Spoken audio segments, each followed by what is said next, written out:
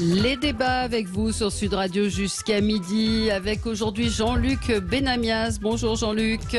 Bonjour. Vous m'entendez? Vous êtes J'entends très bien, merci, tout va bien. Voilà, membre de la Ligue des droits de l'homme, ancien membre du Conseil économique, social et environnemental. Thomas Alexhauser, délégué national des centristes et conseiller départemental de l'Eure. Ergun Toparslan, porte-parole de Territoire de Progrès. Bonjour à vous. Et Thibault Langsad, PDG de Lumines. Et vous avez été vice-président du MEDEF. On va parler avec vous, un petit peu les suites du remaniement. Les commentaires ce matin, c'est un petit peu tout ça pour ça. C'est déjà ce qu'on a plus ou moins dit hier, mais je voulais avoir votre avis et vos commentaires éclairés. On va parler donc également du prix de l'énergie et le gouvernement qui veut aider les gros rouleurs. On va voir comment ça peut se passer. Elisabeth Borne, toujours, qui ne sollicitera pas le vote de confiance. Et puis Jean Castex, qui renonce à ses privilèges d'ancien ministre, d'ancien Premier ministre. Est-ce que c'est un exemple à suivre? On en parle avec vous dans un instant. Commençons notre tour de table de ce qui a retenu votre attention aux uns et aux autres. Jean-Luc, c'est l'actualité sportive. Je reviens régulièrement dessus, mais le Tour de France arrive en France, revient en France après 3 jours au Danemark. Enfin, c'est le soutien populaire, quel que soit l'endroit où démarre le Tour de France, c'est absolument incroyable. On a vu les images. Alors, la course n'était pas passionnante, tout le monde l'a vu, en dehors des sprints à la fin, mais 3 jours il y avait tout le Danemark dans la rue. Voilà, c'est une fête populaire gratuite, et des fêtes populaires gratuites, ça ne se manque pas, et d'ailleurs les gens ne le manquent pas.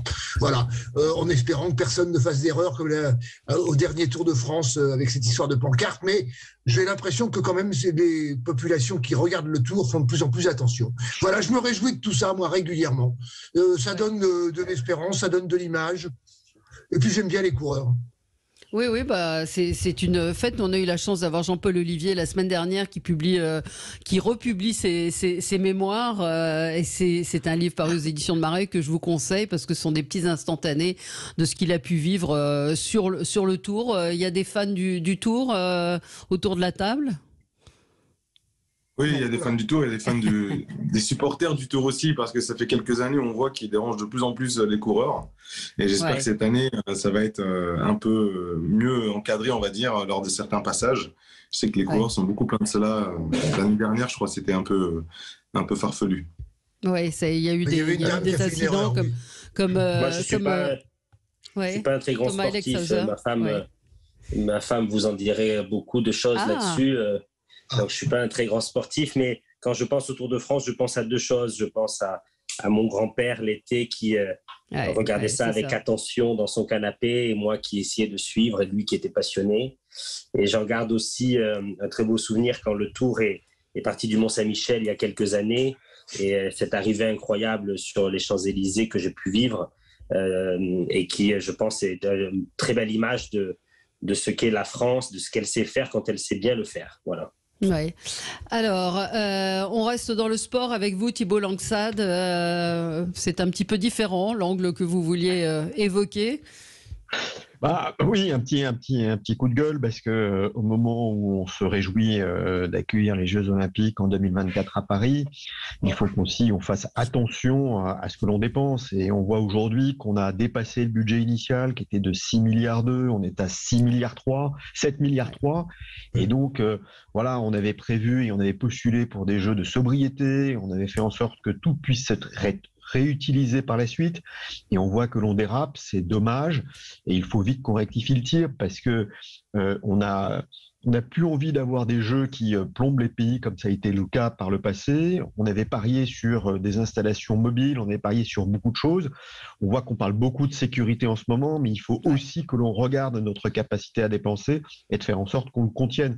C'est une leçon qu'on doit donner à nos partenaires, c'est aussi un enseignement qu'on doit tirer des jeux passés, et pour le moment on n'y est pas. Donc retour un peu à la sobriété, parce que in fine ce sera quand même nos impôts qui passeront par là à un moment voulu, et quand on voit qu'on a une dette qui approche les 3 000 milliards, il faut qu'on soit raisonnable. Oui, non, mais alors ça de tout temps et partout, ces budgets ont explosé, mais là il semble qu'à Paris, en plus, il y ait vraiment des décisions qui ont été annoncées, comme cette immense piste sur la Seine avec une armada qui va défiler avec tout, et en termes de sécurité, ce que vous évoquez, pour en avoir discuté avec des policiers, ça va poser un nombre de problèmes insensés, quoi. Je sais pas, quelqu'un veut réagir? Je confirme, Valérie, mes informations me disent aussi qu'il y a du retard de prix, qu'on est maintenant à 2 ans de l'événement. Et je pense qu'il faudrait vraiment, pour éviter de revivre ce qu'on a vécu au Stade de France, mais plus globalement, que soient posées les questions du délai et du coût de cette inauguration sur la Seine et sa mise en sécurité. Parce qu'en effet, l'idée est belle et l'image est magnifique du cœur de Paris illuminé, Notre-Dame, etc. Mais quel va être le coût de cette cérémonie, et est-ce vraiment possible en termes de sécurité de sécuriser ce trajet immense, l'accès au quai, éviter tout débordement, comment va être contrôlée la consommation d'alcool, etc. en plein cœur de Paris ce soir-là. Je pense que cette idée très belle mériterait quand même qu'on s'y penche très sérieusement pour éviter un fiasco ou une cérémonie hors de prix et hors de contrôle. Oui, bah vous avez raison d'attirer. Maintenant, Thibault Langsade, qu'est-ce qu'il y a comme moyen de contrôle ou de ramener un peu à la raison les ambitions de ceux qui organisent ces Jeux? D'abord, il y a un point qui, malheureusement, qui n'est pas maîtrisable, c'est que comme les installations ne sont pas terminées, qu'on a une inflation notamment des matières premières, il y a tout lieu d'imaginer que ça va continuer à grimper. Après, il y a un dimensionnement des projets, de s'assurer que les installations que nous utilisons, elles puissent être pérennes dans le temps pour assurer les amortissements. Donc, c'est un sujet de reconversion. Les Anglais avaient très très bien travaillé à Londres au moment où ils avaient travaillé sur les Jeux, sur la reconversion des installations. Il faut probablement aussi être un peu moins ambitieux pour pouvoir utiliser l'existant au lieu de construire ou d'agrandir ce que nous pouvons d'ores et déjà utiliser. On avait parlé de piscine éphémère qui permet d'avoir des coûts qui soient moindres. Et puis, la décentralisation va aussi coûter cher. Donc, je pense que on doit faire l'effort d'avoir des jeux et on va dire de bonne qualité, mais c'est aussi un signal que l'on envoie au comité olympique de faire en sorte que ces jeux qui ont coûté beaucoup d'argent à certains pays, et on le voit notamment au Mexique, de s'assurer que l'on puisse maintenant contenir ces dépenses et avoir des jeux plus modestes et tout aussi festifs, joyeux pour la beauté du sport. Oui, Jean-Luc Benamias. Je suis très étonné quand même. Il y a très peu de constructions nouvelles qui vont être faites, extrêmement peu. La piscine, oui, tu as raison. Mais pour moi, que la France puisse avoir une piscine olympique, nous n'en avons pas. C'est un des seuls pays modernes qui n'ait pas de piscine olympique. Donc on en ait une. Par ailleurs, elle sera construite en Seine-Saint-Denis, qui manque sérieusement de piscine, par exemple. Donc après, moi sur la sécurité, excusez-moi, je viens de parler du Tour de France. Quand il y a l'arrivée du Tour de France aux Champs-Élysées, le même problème se pose de centaines de milliers de personnes. Là, on parle de millions de personnes. Non, mais d'accord, mais c'est pas, la différence n'est pas gigantesque. Il y a des millions de personnes qui suivent le Tour de France le long du parcours du Tour de France. Donc ça, on sait faire. Alors après, oui, moi je suis de ceux qui pensent que on n'a pas besoin de dépenser des milliards d'euros ou des milliards de dollars pour organiser des Jeux Olympiques. Alors l'exemple de Londres est absolument excellent. Ils ont réussi à faire du démontable, du remontable, voilà.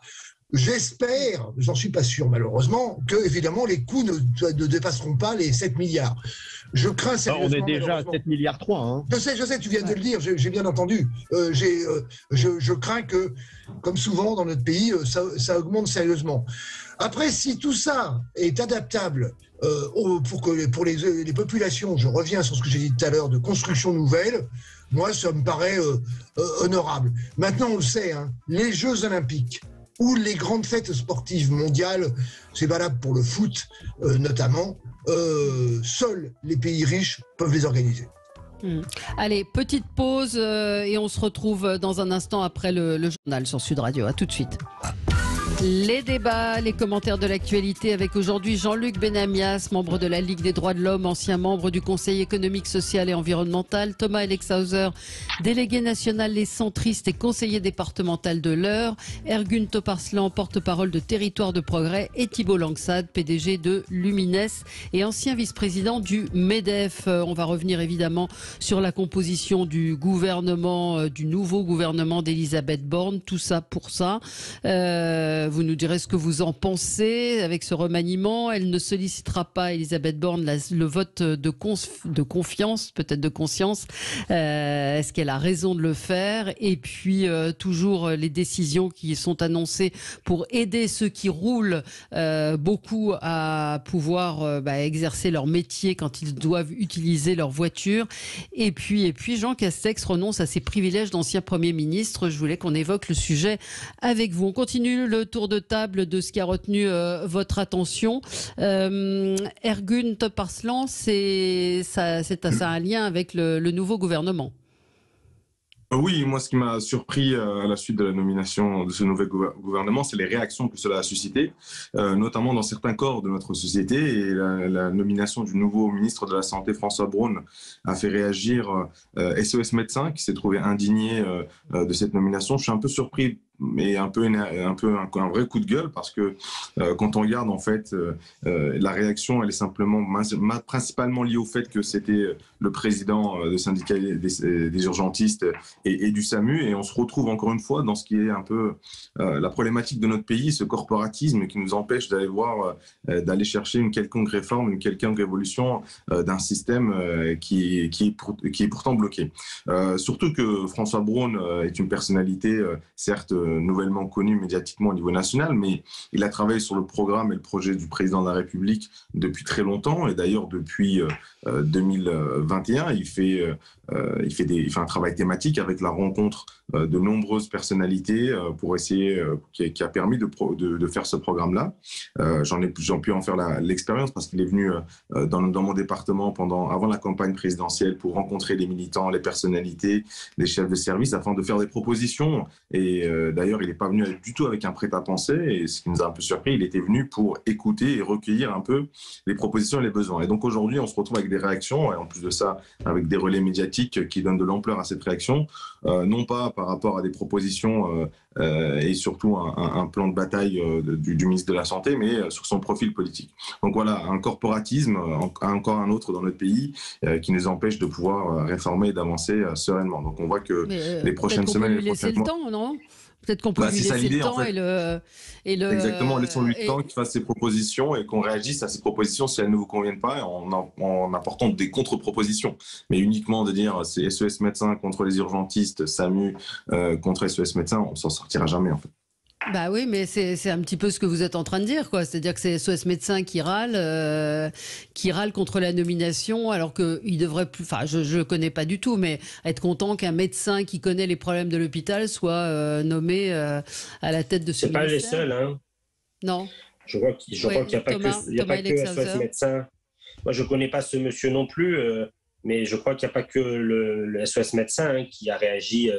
Sur cette nomination, j'ai vu une autre grosse organisation réagir. C'est vrai que c'est un peu surprenant que, à peine élues, des personnes puissent être à ce point contestées.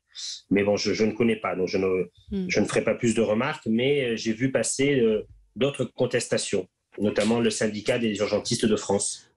Oui, alors après, il y a aussi une guerre syndicale, puisque lui était à la tête, François Braun, d'un autre syndicat d'urgentistes, mais effectivement, dans les propositions qu'il a faites dans sa mission Flash, il semble privilégier, vouloir réguler l'accès aux urgences, et c'est ce qui déplaît, aux gens du SAMU, de SOS Médecins. Vous avez un avis sur le sujet, Thibault Langsade ? Non, j'ai pas beaucoup d'avis sur un secteur que je connais pas forcément très bien. Donc, je parlerai plus tout à l'heure de la partie économique, qui était pour moi un sujet important. Mais voilà, il y a une combinaison. Moi, ce qui m'inquiète le plus sur la partie santé, c'est qu'on est reparti sur une dynamique pandémique qui est quand même assez forte. Certaines statistiques nous mettent probablement à 250 000 cas au mois de septembre. et qu'il est temps que cette fois, cette partie, on va dire, de composition gouvernementale, que l'action se mette en place pour protéger l'ensemble des Français. Écoutez, on verra, puis on va reparler effectivement du gouvernement et on continue avec vous, Thomas Alexhauser, justement, un commentaire sur ce nouveau gouvernement. Oui, c'est plutôt un coup de gueule. On arrive à un gouvernement de 41 membres et je voulais faire un coup de gueule sur la parité parce que, ou une réflexion, on s'astreint à des règles de parité absolue, totale, 1 pour 1, etc. Sauf que peut-être que sur le papier, il y a une parité du nombre d'hommes et de femmes qui composent le gouvernement, mais quand on regarde les chiffres, ça frise le ridicule. Sur 16 ministres de plein exercice, 11 sont des hommes et 5 sont des femmes, avec des ministères souvent occupés par des femmes, que sont la culture, les sports, l'enseignement supérieur, où l'ont été sur le précédent quinquennat. Sur les secrétariats d'État, 1 homme pour 9 femmes, et des proportions quasiment identiques sur les ministres délégués. Donc, j'en viens à me demander quel est tout le sens de cette histoire de parité. Est-ce qu'on fait une parité pour seulement au niveau des chiffres dire c'est l'égalité parfaite, ou est-ce qu'on va chercher vraiment les compétences là où il faut?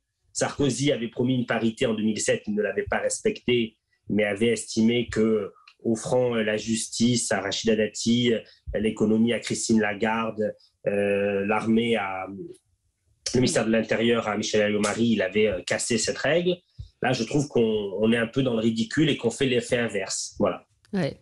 C'est Laurence Rossignol qui a dit le féminin de ministre, c'est secrétaire d'État.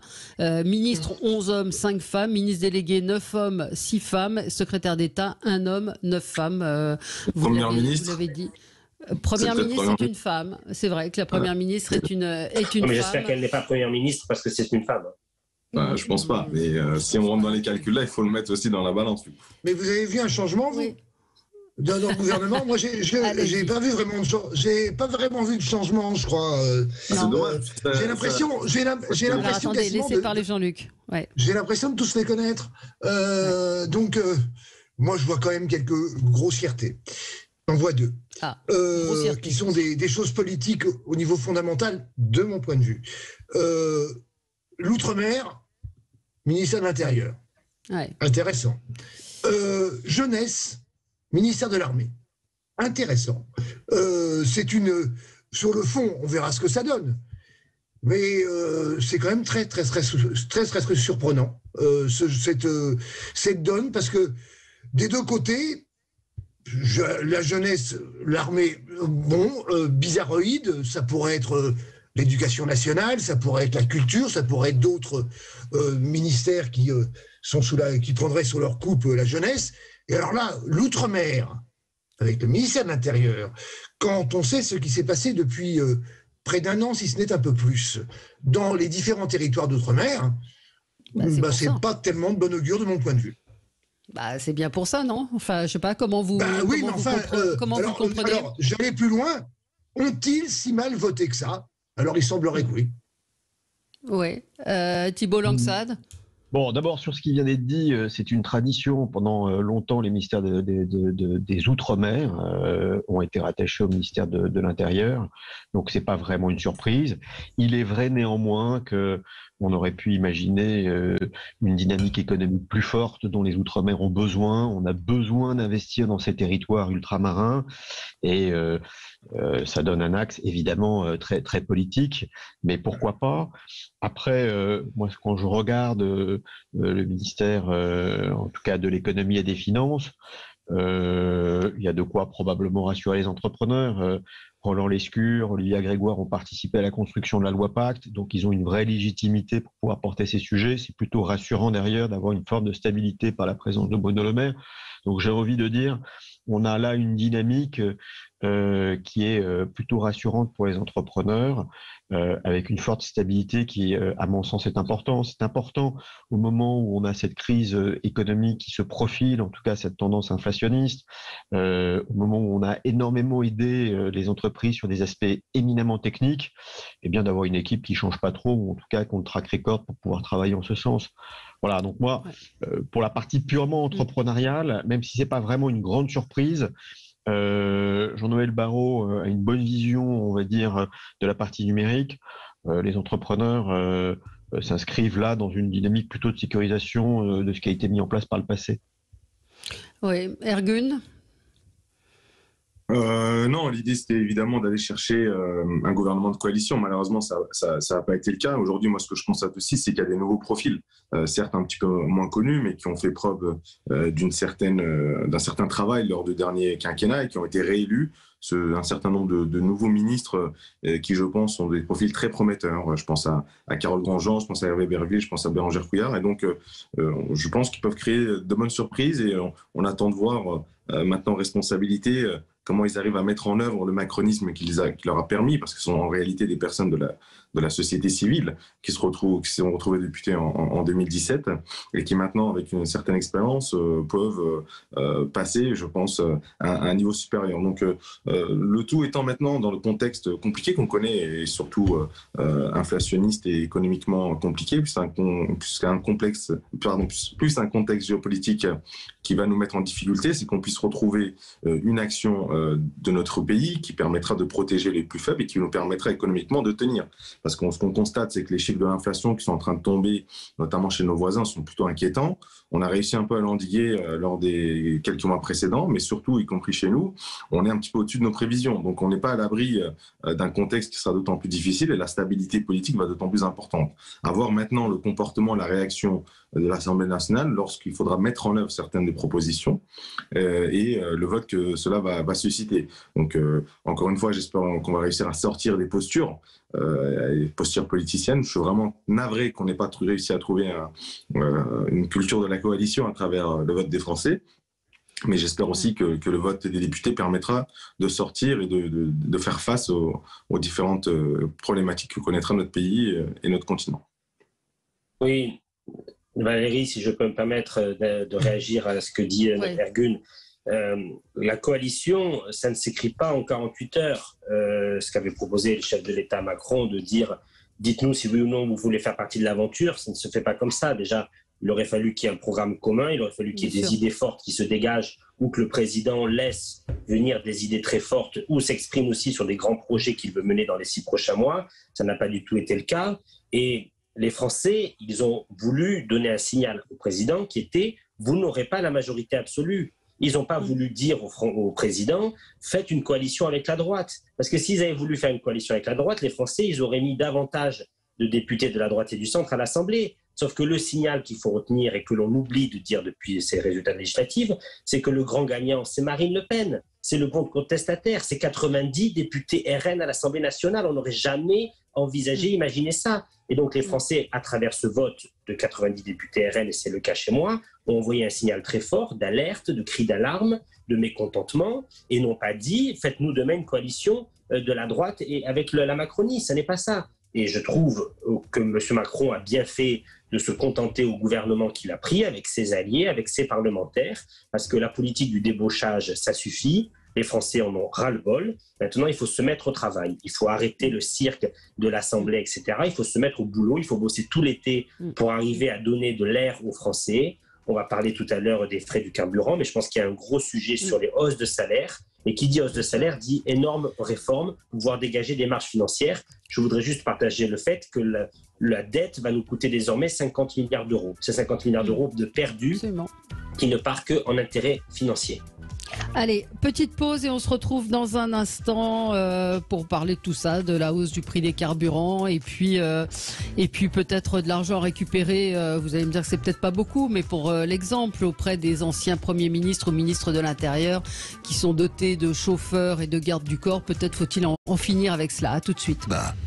Les débats avec vous, on va revenir sur le gouvernement et sur un certain nombre de questions qui se posent. L'éviction de Damien Abad, alors que il y en a d'autres qui sont menacés de poursuites et qui sont toujours en place. Alors qu'Elisabeth Borne parle d'exemplarité, on va y revenir dans un instant. Moi, je voulais revenir sur cette information du journal du dimanche qui nous apprenait que notre ancien Premier ministre ministre Jean Castex avait décidé de renoncer à tous ces privilèges entre guillemets d'anciens premiers ministres, à savoir chauffeur, garde du corps. Ça nous a été confirmé par 2 chroniqueurs qui habitent le 15e, l'avoir croisé au marché, et effectivement il était sans garde du corps et sans personne. Qu'est-ce que vous en pensez? Parce que ma propre belle-mère qui vit dans le 15e, j'ai une très belle photo sur un banc d'un grand parc du 15e, où ma belle-mère est à côté de Monsieur Castex. Il est surprenant. Il s'était fait alpaguer parce pour aller voter, il avait pris un jet, il avait fait l'aller-retour. Alors bon, ça avait un peu rigolé par rapport à ça, par rapport à la politique sur le changement climatique et tout ça. Et là, ça me réjouit, moi, de voir un mec comme ça. Bah oui, c'est pour ça que je voulais en parler ce matin. Qui, effectivement, a une réponse extrêmement simple. Alors, c'est vrai que c'est pas une cible directe qui pourrait être attaquée parce que ce garçon globalement n'a pas eu de haine derrière lui pendant son long mandat. Mais voilà, bonne réaction, me semble-t-il. Alors, je vais vous faire la liste des anciens premiers ministres. François Fillon, Jean-Marc Ayrault, Manuel Valls, Jean-Pierre Raffarin, Dominique de Villepin, Lionel Jospin. Est-ce que tous ces gens-là ont besoin de protection et de chauffeurs? On parle aussi des anciens ministres de l'Intérieur. Daniel Vaillant, qui peut vouloir du mal à Daniel Vaillant? Il y a également François Baroin, Brice Hortefeux, Michel Alliot-Marie. Ça fait quand même beaucoup de monde dans les anciens premiers ministres. On ajoute Bernard Cazeneuve, Laurent Fabius, Édouard Philippe, Alain Juppé, Édouard Balladur, Édith Cresson. Ça fait beaucoup quand même de gens qui sont protégés aujourd'hui et qui... Alors je sais pas, est-ce que c'est Poujado comme réflexion? Non, je pense que ça dépend des personnes et des personnalités et du rôle qu'ils ont eu. On peut considérer que pour Bernard Cazeneuve, qui a vécu toute la période, comme chacun le sait, des attentats meurtriers, il y a besoin d'une protection un peu plus rapprochée. Pour d'autres, tu as cité, Valérie, Lionel Jospin, tel qu'on le voit, semble-t-il, à chaque fois, il n'est pas sous haute protection. En tous les cas, c'est ce qu'on ne le voit pas. Et je pourrais citer d'autres ministres, d'autres premiers ministres. Voilà. Ça dépend de ce qu'ils ont vécu et de l'image qu'ils ont donnée et des choses dont ils se sont occupés.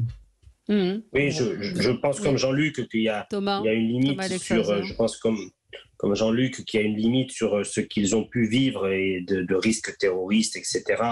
On voit aussi qu'aujourd'hui, on est dans l'après-procès de novembre et qu'en effet, Manuel Valls, Bernard Cazeneuve ont été très exposés à cette période-là. Mais au-delà des sujets particuliers, je pense qu'il faudrait mettre une limite dans le temps. C'est qu'à un moment donné où, passé quelques années, on n'a plus de risque sur sa personne, on n'a plus d'informations susceptibles de représenter un risque particulier. Les équipes dans les directions du renseignement changent, etc. Donc, la protection à vie des ministres de l'Intérieur pose vraiment une grande question à l'époque où il faut faire des économies, où les Français demandent davantage de sobriété, à l'époque où on vit des moments très difficiles. Donc, je pense que ça, voilà, on ne peut pas demander aux Français de payer 2,20 € leur litre de gasoil ou de samplon et de dire qu'il y a 40 ou 50 personnes, et encore, est-ce que ce n'est que ça, qui ont un chauffeur à vie dans la République française. Certains pour avoir occupé cette fonction moins d'1 an d'ailleurs. Oui, non, mais c'est une vraie question, je trouve, et je trouve que l'attitude de notre ancien Premier ministre est plutôt bien, quoi. Ergun? Oui, après, honnêtement, pour ceux qui ont connu Jean Castex avant sa désignation en tant que Premier ministre, il a toujours eu un côté très proche des gens et assez cool, comme on peut le dire. Là, aujourd'hui, ces choix ne sont pas surprenants, mais c'est vrai qu'immédiatiquement, comme l'a dit Jean-Luc, on en a beaucoup parlé d'un point de vue l'utilisation de ce jet pendant les élections. Je pense que l'époque de l'exemplarité, évidemment, est importante, mais il ne faut pas non plus remettre en question l'aspect sécuritaire et les dangers qui peuvent risquer les représentants politiques de notre pays. Et ceux qui ont Édith Cresson, Lionel Jospin, Daniel Vaillant, enfin... Vous savez, Lionel Jospin ou Édith Cresson ont œuvré pendant des périodes où il y avait un terrorisme certes différent de celui qu'on connaît actuellement, mais il se peut qu'il y ait d'autres cellules terroristes qui veulent faire des vengeances. Et dans l'époque où tout est filmé, où la moindre personne qu'on croise dans la rue, on prend des photos avec, on essaie de l'intimider, etc. Je pense que c'est pas négligeable d'un point de vue sécuritaire. Après, il faut aussi qu'on aille vers plus de sobriété et d'exemplarité. En 2015, il y avait une ministre en Suède qui a démissionné parce qu'elle avait payé une barre chocolatée. Elle avait présenté en note de frais la barre chocolatée qu'elle avait achetée. Donc on a un peu de marge pour en arriver un peu là, mais je pense qu'effectivement, dans un contexte un peu compliqué, on peut aller encore chercher plus de sobriété dans nos transports, dans nos déplacements, en prenant en compte en plus les impacts écologiques et environnementaux pour être irréprochable là-dessus. Donc c'est l'époque qui vaut ça. On a encore un peu de marge. Je pense que voilà, c'est une réflexion qu'on doit tous mener collectivement, mais il ne faut pas pour autant perdre de vue les dangers de l'époque et ce que risquent les personnalités politiques qui ont été en responsabilité. Brice Hortefeux, Michel Alliot-Marie, François Baroin, Édouard Philippe, à l'âge du P, Édouard Balladur, qui a 93 ans aujourd'hui, Thibault Langsade. Non, mais je serais peut-être un peu plus tranché parce que je pense que d'abord ce sont des personnalités qui ont eu accès à de l'information extrêmement sensible. Quand vous êtes le premier flic de France, eh bien il y a beaucoup d'inimitiés. Ces inimitiés, elles peuvent durer dans le temps. Donc oui, quand vous citez les noms avec des ministres qui ont été, on va dire, en charge il y a très très longtemps, on peut se poser de la pertinence de cette protection, mais bon, ça fait partie. C'est pas tous les ministres d'abord, il faut quand même le rappeler. C'est essentiellement le Premier ministre et le ministre de l'Intérieur. Je sais que le ministre de la Défense, des Armées, peut continuer à être protégé compte tenu de son exposition. Après.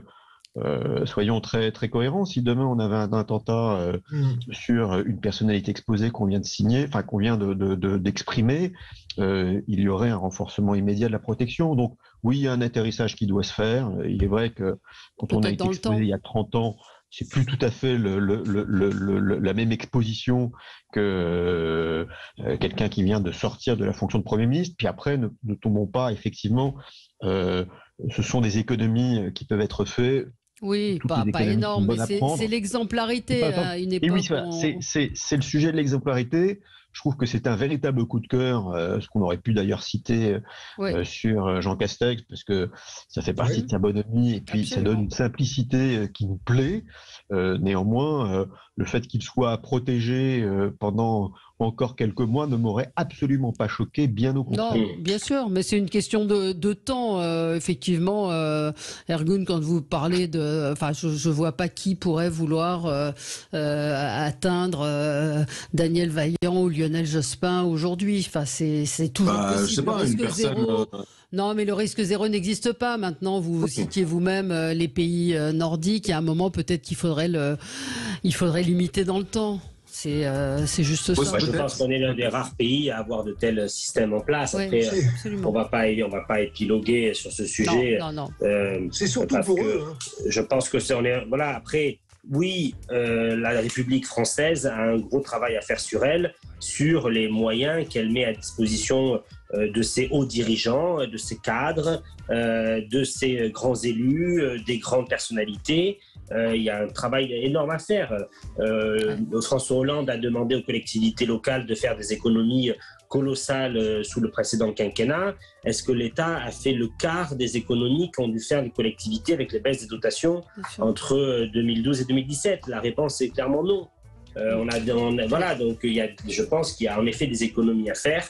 Ce sujet en est un, c'est pas des petites économies. Il faut limiter dans le temps l'accès à ces droits et puis c'est tout. Allez, on fait une toute petite pause et on se retrouve dans un instant avec vous. À tout de suite. Les débats avec vous jusqu'à midi. Revenons sur un certain nombre de questions autour de ce gouvernement, en particulier l'exclusion de Damien Abad. Présomption d'innocence, dit ce matin Gérald Darmanin à propos d'Éric Coquerel. Je suis très attaché à la présomption d'innocence. Ça vaut pour tout le monde, y compris pour monsieur Coquerel. Visiblement, la première ministre n'est pas de cet avis-là. est-ce que le gouvernement est quand même un petit peu gêné sur ce qui s'est passé, et puis la manière dont hier Damien Abad a quitté son ministère en parlant de calomnie ignoble, de présomption d'innocence foulée aux pieds, de manipulation politique. Comment vous réagissez à tout cela? Qui veut commencer? Peut-être moi. C'est vrai que la situation de Damien Abad commence à être de plus en plus compliquée. On arrivait à un stade où, même pour se défendre, ça devenait compliqué en étant dans l'exercice au sein du gouvernement. Maintenant, la chasse à l'homme qui a été lancée, on verra si elle va ralentir. C'est vrai qu'il y a un peu un aspect un peu spécial en ce qui concerne le timing, mais pour autant, c'est pas pour autant qu'il faut repousser d'un revers de la main ces différentes prises de parole de ces femmes. Donc maintenant, il faut lui permettre d'aller se défendre comme il aurait fallu le faire. C'est un peu plus compliqué en étant dans le gouvernement et sachant que le contexte était très très très compliqué pour sa reconduite. Il faut être tout à fait serein là-dessus. C'était un enchaînement des prises de parole chaque semaine et ça compliquait aussi son exercice au sein du gouvernement. Maintenant, on voit que ceux qui ont été très très offensifs et qui ont beaucoup attaqué la présomption d'innocence en ce qui concerne les témoignages contre Damien Abad l'ont été beaucoup moins pour Éric Coquerel et sont beaucoup plus tolérants. Nous, notre position ne varie pas, la présomption d'innocence est importante, mais en parallèle, il faut qu'on puisse aussi permettre la libération de la parole des femmes. Et quand il n'y a plus possibilité de se défendre sereinement et que d'un point de vue médiatique et politique, c'est très compliqué, malheureusement, la cruauté du monde politique prend le dessus. Voilà, ça vaut aussi pour Éric Coquerel. Le souci, c'est que du côté de la coalition LFI, la posture n'est pas du tout la même. Non. Oui, on l'a évoqué hier. Je ne sais pas qui veut réagir. Jean-Luc Benamias. Alors, on ne peut pas tout mélanger. Non, on ne peut pas tout mélanger. Il y a des histoires de dénonciation de viol. À voir si c'est la réalité ou pas. Et évidemment que Damien Abad peut se défendre. Mais on l'a déjà dit sur cette antenne, sa situation était intenable. Intenable depuis le démarrage. Il a tenu le plus longtemps possible, mais vous avez bien vu comment la Première ministre, Elisabeth Borne, était... elle ne savait plus comment répondre à chaque fois qu'on lui posait la question. Donc à un moment donné, ça n'est pas vivable. Puisqu'elle a été renommée, elle est restée, c'est pas vivable. Quant à Éric Coquerel, regardez ce qui se passe par rapport à ça. Qu'il soit, encore une fois, ce qu'on peut appeler, dans une période pas si assez lointaine, mais pas si lointaine que ça quand même, lourdingue à une période, peut-être. Il n'y a aucune interpellation et aucune dénonciation de viol et de violence portée aux personnes. Aucune. Donc à ce niveau-là, moi je ne compare pas. Alors ce sont des sujets extrêmement délicats parce que c'est parole contre parole assez souvent et heureusement aujourd'hui, c'est la parole des femmes qui prévaut. En ce qui concerne M. Coquerel, comme vous, je pense que j'ai lu un certain nombre de choses. Une des personnes qui l'attaque, ça n'a pas l'air du tout très très clair, la façon dont elle attaque. Il s'agit là, semble-t-il, de vengeance politique. C'est un terrain épineux pour le coup. C'est compliqué de dire ça. On parlait d'exemplarité et on est en plein dedans. En réalité, on parlait d'exemplarité, on est en plein dedans. Le tribunal qui se mettait en place à chaque fois qu'il y avait des accusations de ce type-là, c'était tout de suite Sandrine Rousseau et tous les néo-féministes qui partaient en première ligne.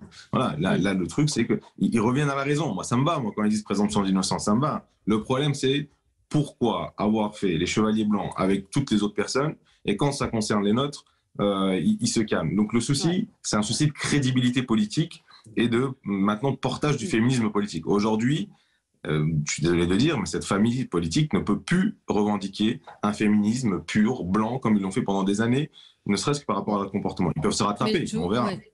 Je voulais, moi, qu'on parle plutôt de la décision du gouvernement, parce que c'est la première fois, encore une fois, qu'on exclut quelqu'un qui va, enfin, contre lequel il y a des plaintes. On voit qu'il y en avait eu contre Gérald Darmanin, qui est resté en place. Éric Dupond-Moretti, c'est encore autre chose. Thibault Langsad. Mais je pense qu'il n'y a plus de présomption d'innocence. Il y a une condamnation publique qui est quasi immédiate. On est aujourd'hui dans une mort subite voulue. C'est ainsi, on peut le regretter. Et d'ailleurs, on n'a pas beaucoup d'outils pour lutter contre. Je pense que peut-être d'ailleurs, l'affaire de Darmanin, si elle avait apparu aujourd'hui, se serait retrouvée dans une position à peu près analogue, avec une pression beaucoup plus forte qu'il a connue au début du quinquennat d'Emmanuel Macron. Et donc, voilà, il y a moi, je suis écœuré si les faits sont avérés, un peu déstabilisé sur le timing. Hein. On voit que toutes ces affaires sortent au moment où il y a une surmédiatisation, une accession à une responsabilité. Voilà, je peux comprendre que la parole se libère au moment où on exacerbe un profil et qu'on a le sentiment un peu là aussi d'écœurement et de dire on va bloquer. Mais voilà, on est dans une société du temps court où il faut condamner rapidement. C'est ce qu'a fait le gouvernement en l'écartant, sans se poser la question de savoir s'il pouvait véritablement rester au gouvernement et se défendre. Et il est clair que ça aurait entravé la bonne marche du gouvernement. Donc on est aujourd'hui dans l'immédiateté. Il n'y a plus de présomption d'innocence. Elle existe pour la justice, mais elle n'existe pas aux yeux de l'opinion, avec une condamnation immédiate qui fait qu'on ne peut plus se permettre cela. Et donc, il faut sortir, quitter sa responsabilité. Je trouve ça très injuste, mais une fois de plus, si les faits sont avérés, c'est absolument écœurant. Mais on a vu aussi des ministres inculpés, ou en tout cas salis, alors qu'il n'y avait derrière pas grand-chose. Maintenant, ça se déplace sur un terrain qui est gluant, poisseux, qui est extrêmement dangereux, mais voilà, mort subite maintenant pour ces affaires-là. MeToo est trop puissant, le jugement est trop lourd pour qu'il puisse s'arrêter, donner le temps de la défense, on est condamné. Thomas, Alex Hauser. Oh. Ah, on vous entend pas. Pardon, je disais que ce sont des sujets très lourds et qui posent beaucoup de questions. Moi, j'ai répondu aux interrogations de Mediapart, et c'est public puisque mon nom est dans un des dossiers sur Damien Abad, parce que c'est quelqu'un que j'ai côtoyé, que j'ai connu il y a plus de 10 ans quand nous militions ensemble au sein des jeunes centristes. Moi, je n'ai jamais été témoin d'un de ces agissements qui ont été reportés, jamais. Bon, enfin, pour le tueur de la Sambre non plus, hein. Enfin, pardon d'aller dans l'excès comme celui-là, mais le tueur de la Sambre, Dino Scala, tout le monde vous dira que c'était un très bon père de famille qui entraînait les gens au rugby. Donc dire c'est un mec bien, enfin, vous voyez, ça veut strictement rien dire de dire moi je l'ai jamais vu faire ça. Évidemment que vous l'avez pas vu faire ça. Et en général, il se montre pas forcément comme ça. Moi, j'avais été interrogé sur Mediapart dans ce cadre-là. Je vous dis ce que j'ai dit à Mediapart et qui est connu, c'est que je n'avais jamais eu de report de personnes, de femmes se plaignant de son comportement, etc. Après, si les tentatives de viol sont avérées, c'est un autre sujet. Mais de ma connaissance, ce qui était reproché quand l'affaire est sortie, ça n'était pas pour moi quelque chose que de vécu. Après, la grande difficulté que l'on a, c'est de se dire quelle est la limite avec la présomption d'innocence et jusqu'où est-ce que tout ça peut aller. C'est-à-dire que si demain, pour des règlements de compte personnels, pour des sombres histoires politiques, etc., on peut librement porter une accusation sur quelqu'un et que sans preuve, sans enquête, sans que la justice n'ait fait son travail, cette personne puisse du jour au lendemain être entachée toute sa vie, avoir son nom, etc., sans savoir s'il est coupable. Et je remets bien évidemment pas du tout en cause, mais je pense que ça pose des questions très lourdes de se dire comment peut travailler la justice sereinement dans tout ça, comment est-ce que des victimes ou des accusés ou des présumés innocents peuvent se défendre, et que là, on est dans une situation où on fait des plateaux de télévision entiers sur des propos reportés, des scènes de témoins, de gens qui étaient là, qui n'étaient pas là, de Sandrine Rousseau qui dit que la situation de Abad est intenable, mais que la situation de Coquerel est totalement fausse. Qui sommes-nous pour juger?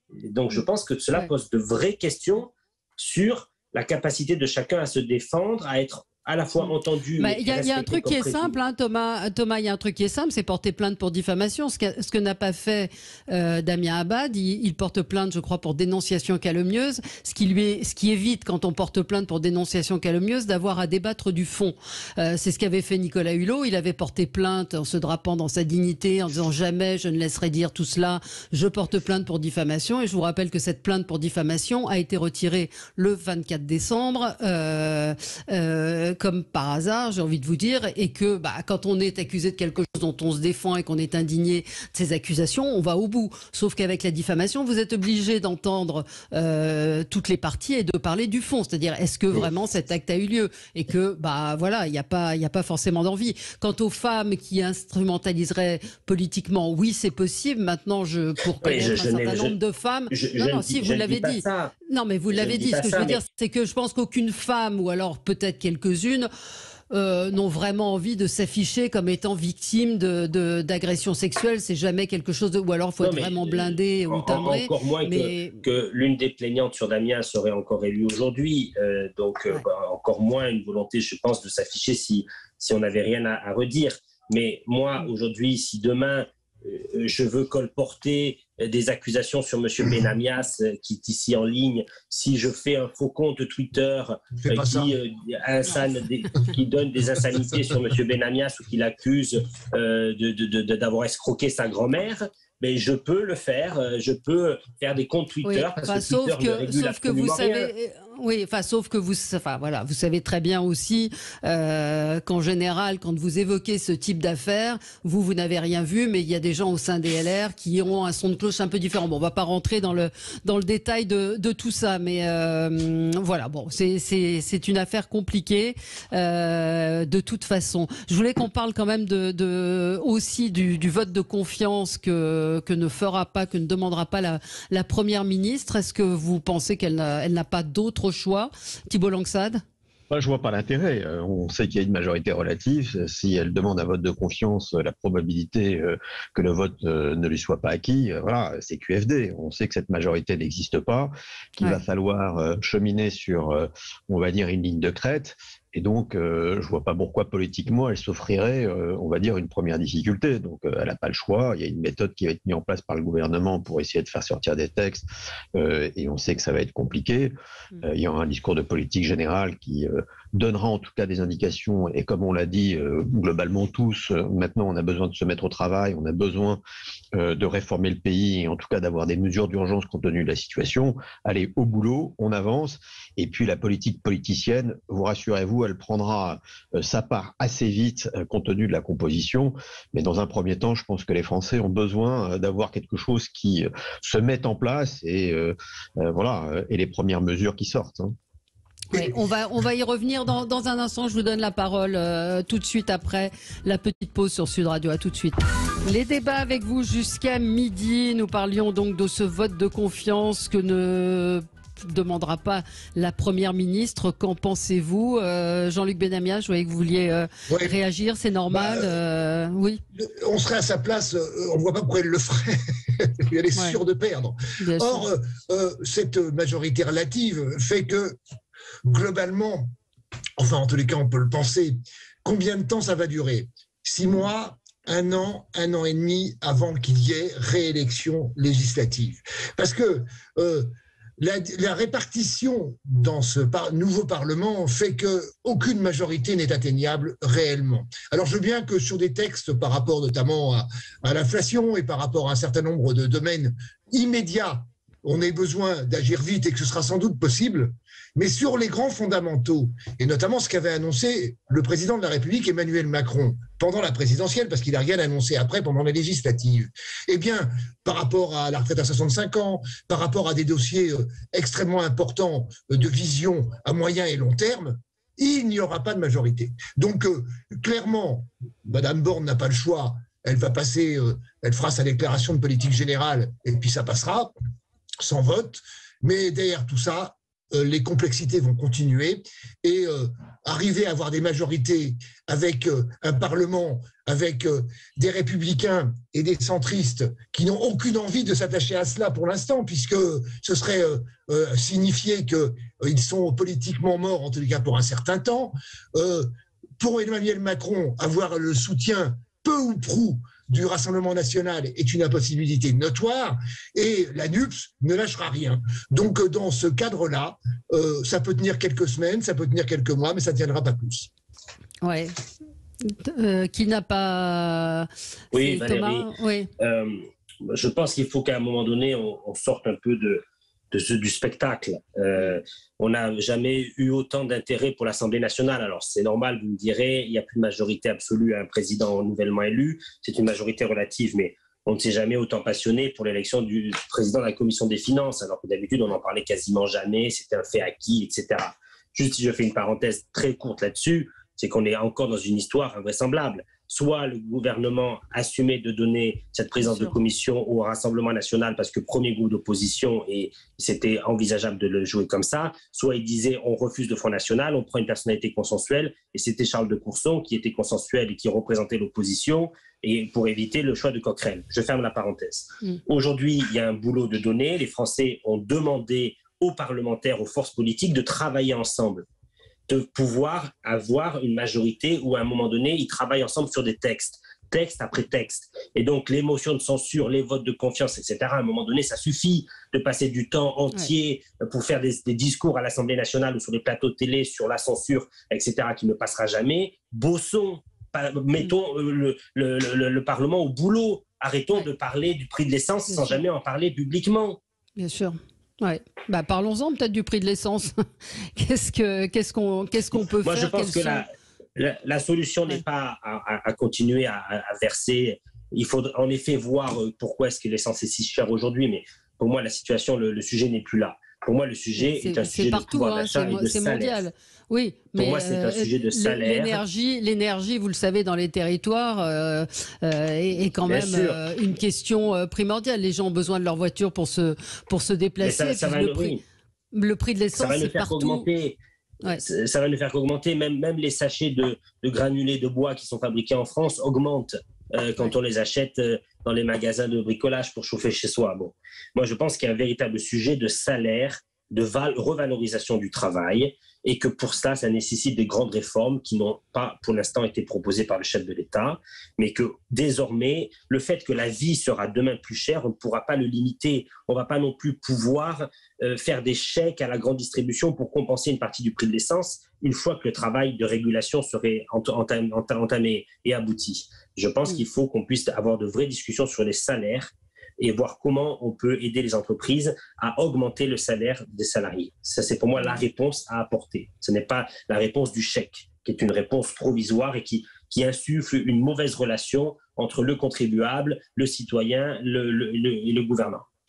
Ouais. Il y a deux aspects, pardon, excusez-moi. Oui, non, Thibault Langsade, peut-être sur ce point. Ah, il est parti. Il est parti. Alors, allez-y, Ergun.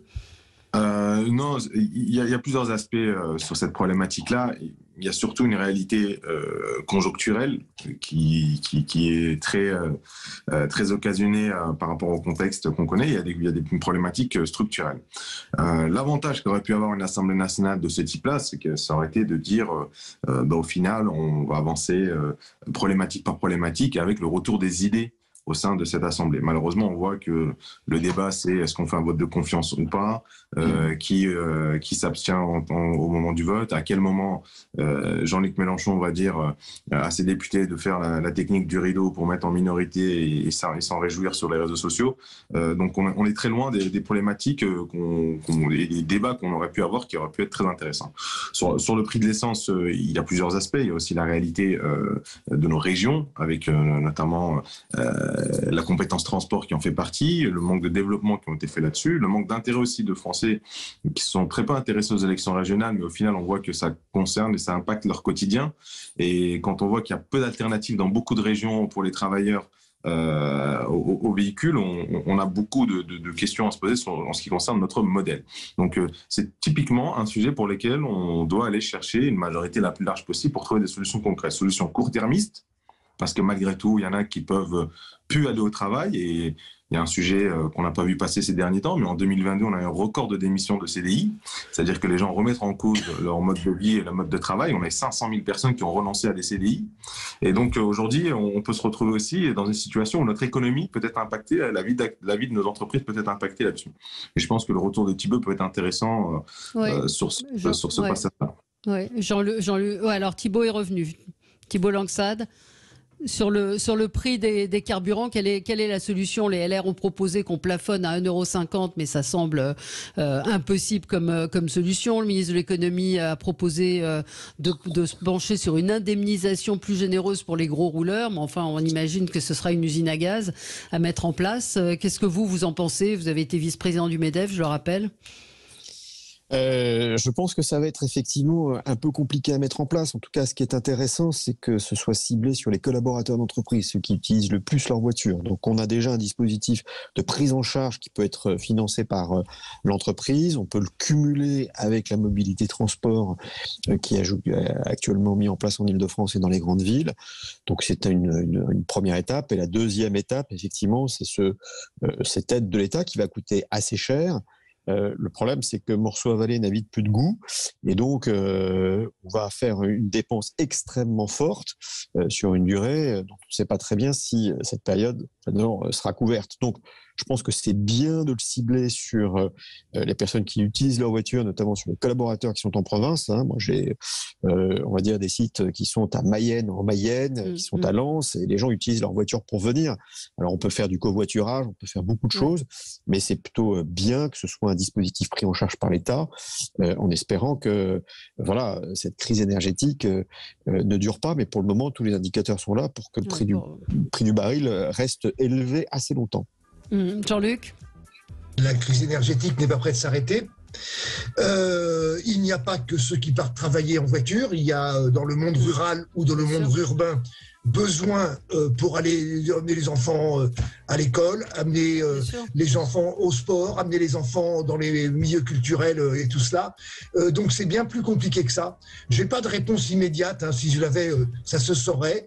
Il est évident qu'on doit aller organiser, et tu as raison Ergun, les régions à ce niveau-là ont un rôle absolument principal si elles en ont les moyens. Or, les régions jusqu'à maintenant n'ont pas toujours dans leur budget les moyens qui seraient adaptés pour financer notamment le ferroviaire, financer le transport en car, financer les aides au covoiturage. Je m'arrête là. La situation est une complexité absolue, et c'est pas uniquement avec des moyens par rapport aux salariés d'entreprise, ce sera déjà bien si on le fait, mais que ça répondra à la question. Je pense aussi aux agriculteurs et à tous ceux pour lesquels le prix de l'énergie fait augmenter énormément le coût du travail. Le coût du travail, et puis le coût, par conséquent, le cours des matières premières. Merci à tous les quatre. Très bonne journée sur Sud Radio. À demain.